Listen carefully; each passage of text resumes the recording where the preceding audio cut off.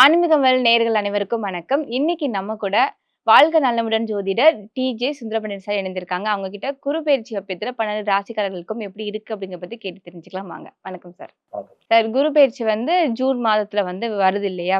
So இந்த குரு பெயர்ச்சி ஒரு விசேஷமான இருக்கும் அப்படிங்கிறது நெறைய சொல்லியிருக்கிறாங்க. நீங்க சொல்லுங்க குரு பெயர்ச்சி என்ன மாதிரியான விசேஷங்கள் 12 ராசிக்காரர்களுக்கும் குடுக்க போகுது அப்படின்னு.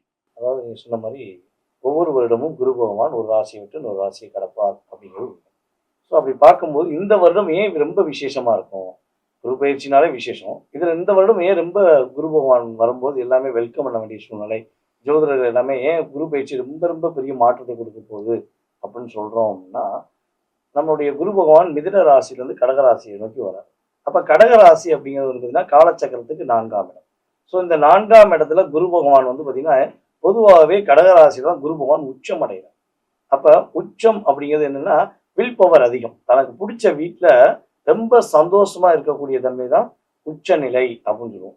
ஸோ அப்படிப்பட்ட உச்ச வீட்டுக்குள்ள வரக்கூடிய குரு பகவான் அவருடைய பார்வை பலன் அப்படின்னு சொல்லுவோம். எப்பவுமே குருவுக்கு ஸ்தான பலத்தை விட பார்வை பலன் அதிகம்.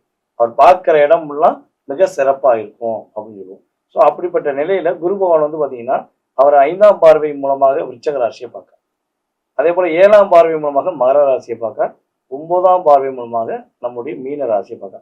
ஸோ அப்போ ஒவ்வொரு ராசியை பார்க்கும்பொழுது நம்ம மேச ராசியிலிருந்து ஒவ்வொரு ராசியை நம்ம சொல்லும் போது அந்த ராசி அவங்களுக்கு எத்தனை தொடர்பா வருது, எத்தனை பாவகமா வருது, ஸோ அதன் அடிப்படையில அவங்களுக்கு என்ன விஷயம்லாம் கிடைக்கும் அப்படிங்கிறத நம்ம தெளிவா பார்க்க போறோம். ஸோ பொதுவாகவே இந்த குரு பகவான் கொஞ்சம் வில் பவரா பார்க்கும்போது கிடைக்கும் அப்படிங்கிறது நம்ம 20% சொல்லுவோம்னா இந்த வட்டம் 40% கொடுப்பாரு. மிகப்பெரிய ஒரு எதிர்பார்ப்புகளை பூர்த்தி செய்வார் அப்படிங்கிறது உண்மை.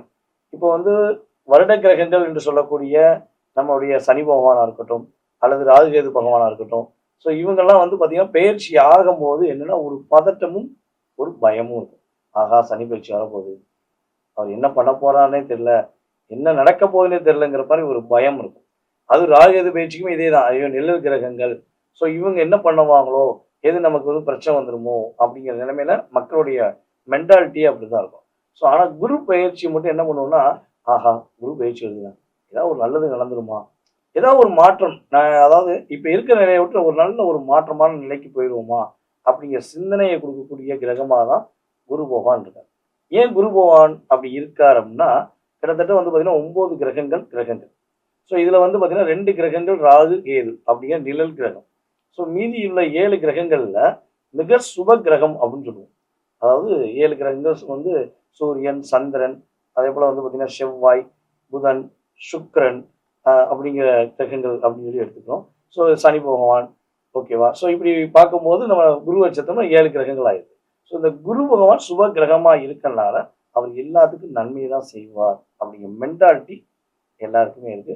அதே போல ஒரு திருமணம் விஷயமா இருக்கட்டும், திருமணம் பாக்கியம் அப்படின்னா என்ன பண்ணணும்னா குரு பார்வை இருக்கா, இது கலோக்கியலாவே நம்மளுடைய வில்லேஜ்ல ஜோதிட பழமொழியில எல்லாருமே சொல்லக்கூடிய விஷயம்லாம், ஏங்க ராசிக்கு குரு பார்வை இருக்குங்க, கல்யாணம் முடிஞ்சிடும், ஏங்க உங்க லக்னத்தை குரு பார்க்காருங்க, சீக்கிரம் கல்யாணம் முடிஞ்சிடும் அப்படிங்கிற ஒரு ஒரு இணைவை நம்ம எப்பவுமே வச்சிருக்கோம். ஸோ அப்ப குரு பார்வை கோடி நன்மை அப்படிங்கிறனால குரு உங்களுடைய ராசிக்கு எத்தனாம் இடத்தெல்லாம் பார்க்காரோ அந்த இடத்தில் உள்ள உங்களுக்கு காரணம் சார்ந்த விஷயங்கள், உறவு சார்ந்த விஷயங்கள் மிகப்பெரிய மாற்றத்தை கொடுக்கக்கூடிய தன்மை இந்த குரு பயிற்சி ரொம்ப சூப்பரா இருக்க போகிறது. அடுத்ததா கடகராசி பார்க்க போறோம் சார். இந்த கடகராசி நேயர்களுக்கு இந்த குரு பயிற்சி எப்படி இருக்கு சார்? என்ன பலன்கள்லாம் கொடுக்க போகுது? குறிப்பா நிறைய பிரச்சனைகள் அவங்களுக்கு எத்தனை வருஷமா பார்த்துட்டு இருப்பாங்க. இந்த காலகட்டத்துல அந்த பிரச்சனை எல்லாம் நீங்கி முக்கியமா தொழில்ல எல்லாம் அவங்க எப்படி சிறப்பா இருப்பாங்க? அதை பத்தி சொல்லுங்க. பொதுவாகவே பார்த்தீங்கன்னா காலச்சக்கரத்துக்கு 4ஆம் இடத்து அதிபதி தான் நம்மளுடைய சந்திரன். சந்திரன் தான் கடகராசிக்கு அதிபதி. ஸோ அப்படிப்பட்ட கடகராசிக்குள்ளதான் நம்மளுடைய சுப கிரகமான குரு பகவான் உள்ள என்ட்ரி யாரார்.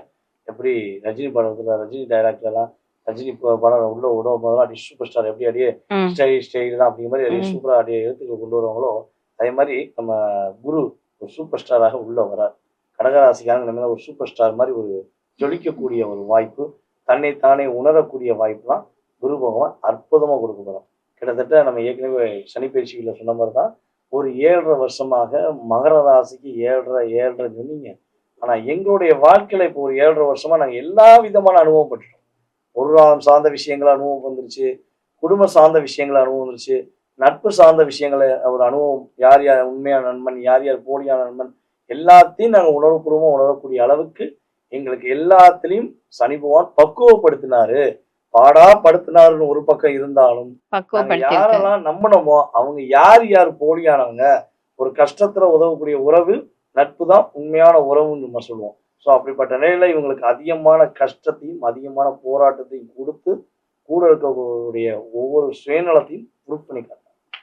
இப்ப இவங்க தன்னுடைய லைஃபோடைய எண்ட் ஆஃப் பாயிண்ட், உயிர் மட்டும்தான் மிச்சம் போடக்கூடிய லிஸ்ட்ல நம்ம கடகராசி உங்களுக்கு கீழே கமெண்ட் சொல்லுவோம். ஆமாங்க, எங்க உயிர் மட்டும்தான் மிச்சமா இருக்கு, என்கிட்ட எல்லாத்தையும் முடினாங்க. அவனுக்கு என்ன தேவையோ என்கிட்ட இருந்து திறமையை பிடிங்கிட்டான், பணத்தை பிடிங்கிட்டான், என்னுடைய சந்தோஷத்தை பிடிங்கிட்டாங்க, எல்லாத்தையும் பிடிங்கிட்டு போயிட்டாங்க. நாங்க இருக்கோம், ஏன் இருக்கோம்னு தெரியல. என் குடும்பத்துக்காண்டி வாழணும், இனிமேலாவது என்னுடைய வாழ்க்கைக்காண்டி வாழணும் ஒரு ஆசை இருக்கு, அது நிறைவேறுமா அப்படிங்கிற சிந்தனையில தான் வாழ்றாங்க. ஸோ இவங்களுடைய சிந்தனைகள் செயல்படக்கூடிய ஒரு அற்புதமான காலம். இவங்க இன்னுமே கடகராசிக்காக இவங்களுக்காக, இவங்களை பெற்றெடுத்த தாய் தந்தைக்காக, இவங்க கூட வாழக்கூடிய உண்மையான உறவுகளுக்காக வாழ கத்துக்கிட்டாங்கன்னா வாழ்க்கை இனிமையாகும், வாழ்வே பொன்னாகுங்கிற மாதிரி பொன்னவன் நம்ம குரு பகவான் இவங்களுடைய எல்லா விதமான பிரச்சனையிலிருந்து விரிவுகாலம் கொடுத்து ஒரு மகிழ்ச்சியை கொடுப்பார், ஒரு மிகப்பெரிய மாற்றத்தை கொடுப்பான்னு சொல்லலாம். 5ஆம் இடங்கிறது வந்து பார்த்தீங்கன்னா குழந்தை ஸ்தானம். அப்ப 5ஆம் இடத்தை குரு பகவான் தன்னோட 5ஆம் பார்வை மூலமா இவங்க ராசியிலேயே உட்கார்ந்து இவங்க 5ஆம் இடத்தை பார்க்கறதுனால நம்மளுடைய கடகராசி என்பவர்களுக்கு குழந்தை பாக்கியத்துக்காக காத்திருக்காங்கன்னா இது சரியான காலம். உறுதியா குழந்தை பாக்கியம் உண்டு. சார் முதல் குழந்தை பிறந்துச்சு, 2வது குழந்தைக்காண்டி காத்திருக்கு. 2வது குழந்தை பாக்கியமும் குரு பகவானுடைய அருளால் 7ஆம் இடத்தை பார்க்கறதுனால 2வது குழந்தை பாக்கியம் கடகராசிக்காரங்க கிடைச்சு. சார் ரெண்டுமே வந்து ஆம்பளை பையனா போயிடுச்சு, இல்லை ரெண்டுமே பொம்பளை பிள்ளையா போயிடுச்சு. எனக்கு ஒரு இந்த குழந்தை வேணும், ஆண் குழந்தை வேணும், இல்லை பெண் குழந்தை வேணும், மகாலட்சுமி எனக்கு பிறக்கணும் அப்படின்னு எதிர்பார்க்கிறவங்களுக்கு உறுதியாக குரு தன்னுடைய 9ஆம் பார்வை மூலமாக இவங்களுடைய ராசிக்கு 9ஆம் வீடான மீன ராசியை பார்க்கறதுனால மகாலட்சுமி இவங்களுக்கு குழந்தையா பிறக்குது. இவங்களுடைய எதிர்பார்ப்புனா ராஜாவை குழந்தையா பிறக்கக்கூடிய அமைப்பு. இவங்களுடைய எதிர்பார்ப்பு உறுதியா குருவான் 3வது குழந்தை பாக்கியமும் கொடுப்பதற்கான வாய்ப்பு. 3 குழந்தையும் இருக்கு, 3 குழந்தையும் என் பேச்சை கேட்க மாட்டீங்க அப்படின்னு நினைக்கக்கூடிய கடகராசி பெண்களா இருக்கட்டும், கடகராசி ஆண்களா இருக்கட்டும், ஸோ இவங்க உறுதியாக குழந்தைகள் எல்லாருமே 3 குழந்தை பெற்றெடுத்திருந்தாலும் அந்த 3 குழந்தைகளுமே இவங்களுடைய பேச்சை இனிமே கவனிப்பாங்க. அம்மானா உயிர், அப்பானா நமக்கு மிகப்பெரிய பொக்கிஷம் அப்படின்னு உணரக்கூடிய அளவுக்கு குழந்தைகளுடைய செயல்பாடு நிறைய மாற்றம் வரும். குழந்தைகள் மூலமாக சந்தோஷத்தையும் மகிழ்ச்சியும் பெறக்கூடிய நபர்கள் யாருன்னா நம்ம கடகராசிக்காரங்க உறுதியா சொல்லுவோம். Okay sir. இப்ப நான் புதிய தொழில் தொடங்க போறேன், இல்ல புதுசா ஒரு சொத்து வாங்குறேன், ஒரு வீடு வாங்குறேன் அப்படின்னு இந்த காலகட்டத்துல இருக்கிற கடகராசி நேயர்களுக்கு அது எல்லாமே கைக்கூடி வருமா சார்? அதாவது பொருளாதாரம் சார்ந்த விஷயங்கள் இருந்தால் தான் உங்களுக்கு வந்து தொழில் தொடங்குறதோ அல்லது வந்து வீடு கட்டக்கூடிய யோகமா இருக்கு. ஸோ இவங்க சிந்தனைகள் கரெக்டா இருந்தா இவங்க சொந்த வீடு வாங்கக்கூடிய பாக்கியம். சொந்த தொழில் பண்ணணும் அப்படின்னா இவங்க இப்ப சரியான ஒரு பாதையை தேர்ந்தெடுக்கும். என்ன தொழில் பண்ண போறோம், அதற்கான காரணம் என்ன, அது யார் மூலம் பண்ண போறோம் அப்படின்னு யோசிக்கணும். இன்னொருத்தவங்களை நம்பி அவங்க சொல்றாங்க செய்யும்போது அவாய்ட் பண்றது ரொம்ப நல்லது. இவங்களுக்கு அந்த தொழிலில் ப்ளஸ் மைனஸ் எல்லாமே தெரியும். இது எனக்கு பல வருஷமா எனக்கு அனுபவம் இருக்கு, நான் இந்த அனுபவ பாடத்தை கத்துக்கிட்டேன், இப்ப நான் பண்ண நல்லா இருக்குமானா கண்டிப்பா பண்ண சூப்பரா. இவங்க அதை வேற யார்ட்டையும் ஐடியா கேட்கக்கூடாது. இவங்க அதை கரெக்டா பக்காவா பிளான் பண்ணி பண்ணாங்கன்னா சூப்பரான வெற்றி, சிறப்பான வெற்றியை நம்மளுடைய கடகராசிக்காரங்களுக்கு குரு பகவான் கொடுக்கும். Okay sir. கடகராசிக்காரர்கள் வந்து இந்த காலகட்டத்துல என்னென்ன விஷயங்களை வந்து கவனமா இருக்கணும் அப்படின்னா என்னென்ன விஷயங்கள் சார்? கடகராசிக்காரங்க காதல்ல நிறைய பிரச்சனை, கல்யாணத்துலயும் நிறைய பிரச்சனை. ஸோ இந்த பிரச்சனைய தொழிலையும் பிரச்சனை, பிரச்சனையே இல்லாத இடமே எதுவுமே கிடையாது. அதான் முதல்ல சொல்லிட்டேன், என்கிட்ட இருந்து எல்லாத்தையும் எடுத்துட்டீங்கன்னா உயிரை மட்டும் தானே விட்டு வச்சுக்கீங்க, எல்லாத்தையும் எடுத்துட்டாங்க.